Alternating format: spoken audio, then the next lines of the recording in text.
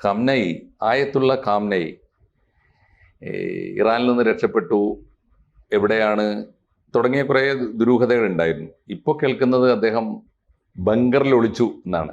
എന്താണ് ആ വാർത്തയുടെ വിശദാംശങ്ങൾ? അദ്ദേഹം നോർത്ത് ഈസ്റ്റ് ഇറാൻ, അതായത് വടക്ക് കിഴക്കൻ ഇറാനിലെ ലെവിസാൻ എന്ന് പറഞ്ഞ സ്ഥലത്ത് ബങ്കറിൽ ഒളിച്ചിരിക്കുകയാണ്. അദ്ദേഹം പണ്ഡിത സഭയ്ക്ക്, അവിടുത്തെ പണ്ഡിത സഭയ്ക്ക് ശൂര എന്നാണോ പറയുക? ശൂറ. അവിടുത്തെ പണ്ഡിത സഭയ്ക്ക് പിൻഗാമി ആരായിരിക്കണം എന്നുള്ളതിന് അദ്ദേഹത്തിന്റെ നിർദ്ദേശം ഉണ്ടല്ലോ.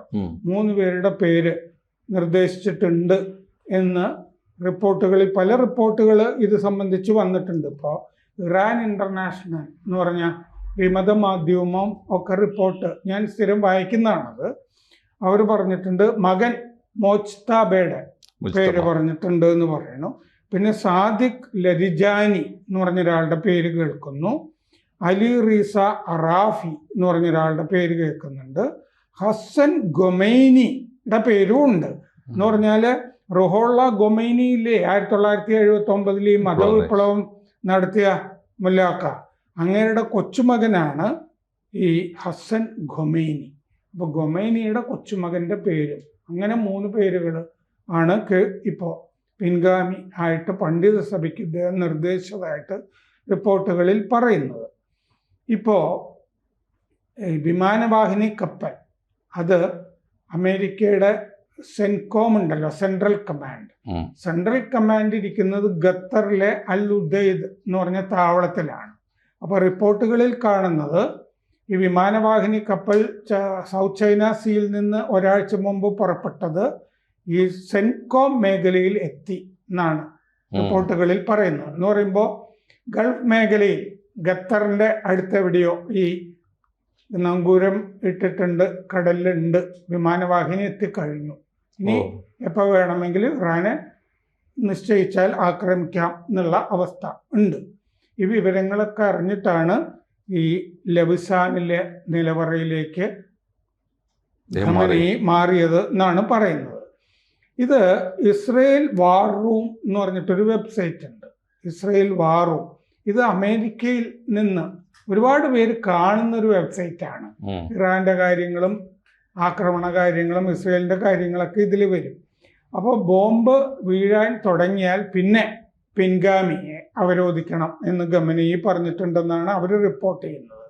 ആ പിൻഗാമി താൽക്കാലികമായാൽ നല്ലത് എന്നും അദ്ദേഹം അഭിപ്രായപ്പെട്ടിട്ടുണ്ടെന്ന്. ഒരു താൽക്കാലിക പിൻഗാമി, കാരണം മയ്യത്താവാൻ അധികം സമയം വേണ്ടല്ലോ. അപ്പോൾ ആദ്യം ഒരു താൽക്കാലിക പിൻഗാമി എന്നാണ് നിർദ്ദേശം എന്ന് പറയുന്നു. അപ്പോൾ ഇന്റലിജൻസ് റിപ്പോർട്ട് ട്രംപിന് കിട്ടിയിട്ടുണ്ട്, ഇറാൻ ഭരണകൂടം അതീവ ദുർബലമാണ് ഇപ്പോൾ എന്ന റിപ്പോർട്ടിലുണ്ട്. 86 വയസ്സുണ്ട് ഖമനേയ്ക്ക്. ഈ തുരങ്കങ്ങൾ ചുറ്റിയ നിലവറയാണ് ഈ ഒളിച്ചിരിക്കുന്ന നിലവറ എന്ന റിപ്പോർട്ടുകളിൽ കാണുന്നു. ജൂണിൽ ഇസ്രയേലിൻ്റെ ഈ ഓപ്പറേഷൻ റൈസിംഗ് ലയൺ സമയത്തും ഇദ്ദേഹം നിലവറയിൽ ഒളിച്ചതായിട്ട് ടെഹ്റാനിലെ നിലവറയിൽ നിന്ന് അന്ന് വന്നിരുന്നു. ഇന്ന് ലാവിസാനിലെ നിലവറ എന്നാണ് വന്നിരിക്കുന്നത്. ഈ വിമാനവാഹിനി USS അബ്രഹാം ലിങ്കന്റെ ഒപ്പം വലിയ വ്യൂഹം അന്തർവാഹിനികളുടെയും യുദ്ധക്കപ്പലുകളുടെയൊക്കെ, അതിപ്പോൾ ഇതിപ്പോൾ ഇന്ത്യയുടെ വിമാനവാഹിനി ആണെങ്കിലും അത് ഒറ്റയ്ക്കല്ല, അതിൻ്റെ കൂടെ ധാരാളം വ്യൂഹങ്ങൾ വേറെ കാണും. അപ്പോൾ എബ്രഹാം ലിങ്കന്റെ കൂടെ USS Frankie Peterson, USS Provence, USS Michael Murphy തുടങ്ങിയ ഡിസ്ട്രോയേഴ്സ് യുദ്ധക്കപ്പലുകളും ഒക്കെ ഉണ്ട്. അപ്പോൾ ഈ പണ്ഡിത സഭയിൽ നിർദ്ദേശിച്ചിട്ടുള്ള ആളുകൾ ഈ 3 പേരാണെന്നുള്ള ഊഹമാണ്. സത്യത്തിൽ അവർ അൺനോൺ പേഴ്സൺസ്, അജ്ഞാതരായ 3 പേരെയാണ് നിർദ്ദേശിച്ചിരിക്കുന്നത് എന്ന് പറഞ്ഞിട്ടാണ് റിപ്പോർട്ടുകളിൽ കാണുന്നത്. അപ്പോൾ ഇതാണിപ്പോൾ ഈ മിഡിൽ ഈസ്റ്റിലെ അവസ്ഥ എന്ന് പറയുന്നത്. ഈ ഒരുപാട് വിമാനങ്ങൾ, അതായത് യുദ്ധം ആസന്നമാണെന്ന് തോന്നത്തക്ക വിധത്തിൽ ഇസ്രയേലിൽ താഡ് പാട്രിയറ്റ് മിസൈലുകളൊക്കെ നീക്കിയിട്ടുണ്ട്, ഖത്തറിൽ നീക്കിയിട്ടുണ്ട്. പിന്നെ ഈ റീഫ്യൂവലിംഗ് വിമാനങ്ങളുണ്ടല്ലോ, ടാങ്കറുകളായ വിമാനങ്ങൾ, ആകാശത്ത് വെച്ച് തന്നെ ഈ യുദ്ധവിമാനങ്ങൾക്ക് ഇന്ധനം കൊടുക്കാവുന്ന ഇന്ധന വിമാനങ്ങൾ, ഇതൊക്കെ ഈ താവളങ്ങളിൽ എത്തിയിട്ടുണ്ട്. അപ്പോൾ ഇങ്ങനെ 3-4 കാരണങ്ങൾ കൊണ്ട് ഇറാനെ എപ്പോൾ വേണമെങ്കിലും അമേരിക്ക ആക്രമിക്കാന്നുള്ള അവസ്ഥയുണ്ട്. 4 ഗൾഫ് രാജ്യങ്ങൾ, സൗദി, UAE, ഖത്തർ, ഒമാൻ, 4 രാജ്യങ്ങൾ ഒന്നുകൂടി ആലോചിക്കണം എന്ന് അമേരിക്കയോട് സംസാരിച്ചിട്ടുണ്ട്. ഇതിൻ്റെ അകത്ത് ഒമാനാണ് ഇറാനും അമേരിക്കയ്ക്കും ഇടയിൽ മധ്യസ്ഥത വഹിക്കുന്ന രാജ്യം. ഇതാണ് ഏറ്റവും ലേറ്റസ്റ്റ് ആയിട്ട് ഇതിനെപ്പറ്റി പറയാനുള്ളത്. എന്തായാലും ഈ ഇസ്ലാമിക റിപ്പബ്ലിക് ഏതാണ്ട് അവസാനത്തോടെ അടുക്കുന്നു എന്നൊരു ബോധ്യം അവർക്കും ഉണ്ട് എന്ന് വേണം അല്ലെ? ഏറ്റവും ഒടുവിൽ ഇപ്പോൾ ഇറാൻ ഭരണകൂടത്തിന് വന്നിരിക്കുന്നു. ഞാൻ വേറൊരു വീഡിയോയിൽ പറഞ്ഞിരുന്നു, ഈ 4 രാജ്യങ്ങൾ, ഗൾഫ് രാജ്യങ്ങൾ അമേരിക്കയോട് യാചിച്ചിരിക്കുന്നു യുദ്ധം പാടില്ല എന്ന് പറയുന്നത് എന്താന്ന് വെച്ച് കഴിഞ്ഞാൽ, അസ്ഥിരമായ ഇറാനായിരിക്കും കൂടുതൽ പേടിക്കേണ്ടത്, അല്ല, അസ്ഥിരമായ ഇറാനായിരിക്കും കൂടുതൽ അപകടം എന്നുള്ള വിചാരം ഇവർക്കുണ്ട്. കാരണം അവരുടെ നിഴൽ പ്രോക്സി സേനകൾ പലയിടത്തും ഉണ്ടല്ലോ. യമനിലെ ഇറാഖിലെ മിലിഷ്യ എന്നൊക്കെ പറഞ്ഞിട്ട് പല ഇതുണ്ട്. ഇവരെപ്പോഴും പിന്നെ ശല്യം ഉണ്ടാക്കിക്കൊണ്ടിരിക്കും.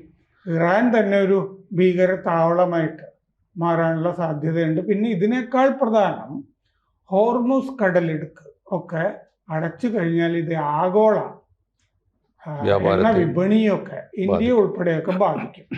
ഇത്രയും, കാരണം ബദൽ ഒരു വഴി എന്ന് പറയുന്നത് ഒമാനിലുള്ള ഒരു ടെർമിനലാണ് 1000 കിലോമീറ്റർ വരുന്നത്.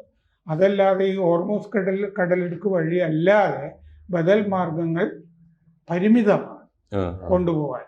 അപ്പം അങ്ങനത്തെ പ്രശ്നങ്ങളൊക്കെ ഉണ്ട്. വെനസ്വേലയിൽ 20 അമേരിക്കക്കാർ പോയി മദൂറോയെ പിടിച്ചതുപോലുള്ള ഒരു എളുപ്പപ്പണിയല്ല. ഇതിന്റെ പ്രത്യാഘാതങ്ങൾ വിലയിരുത്തി വേണം ചെയ്യാൻ.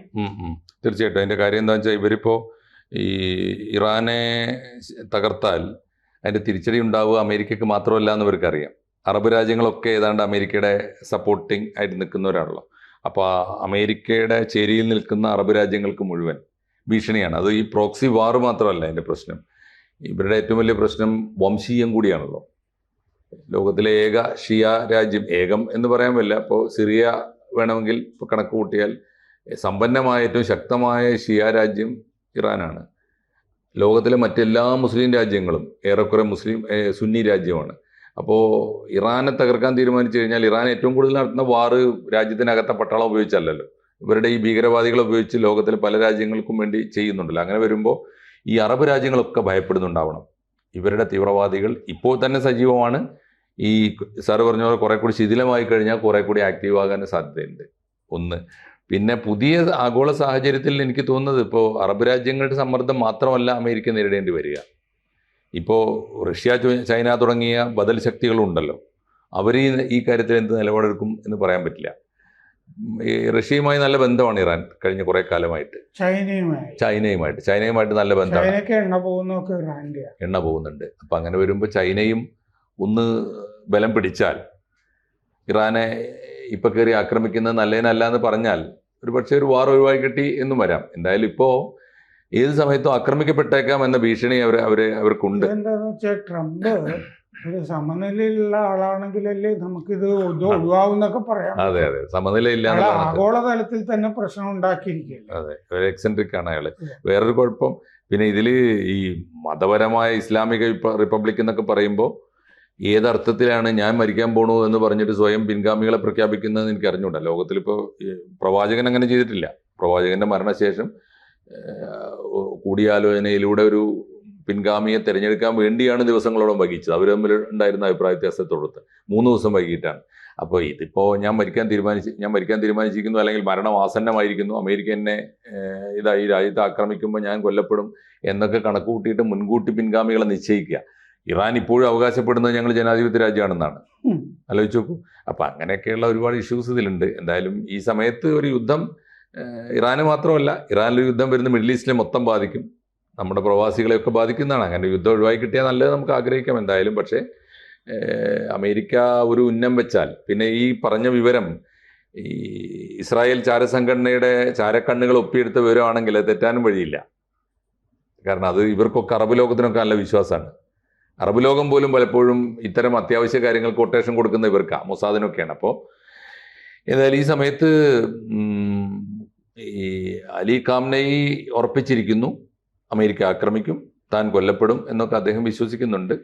അദ്ദേഹത്തിൻ്റെ ഭരണകൂടം അതനുസരിച്ചുള്ള നീക്കങ്ങൾ നടത്തുന്നുണ്ടാവും. ലോകം ഇനി എന്ത് ഉള്ള ദിവസങ്ങൾ വലിയ ആശങ്കയോടെ ഇരിക്കുകയാണ്. നമുക്ക് കാത്തിരിക്കാം എന്തായാലും.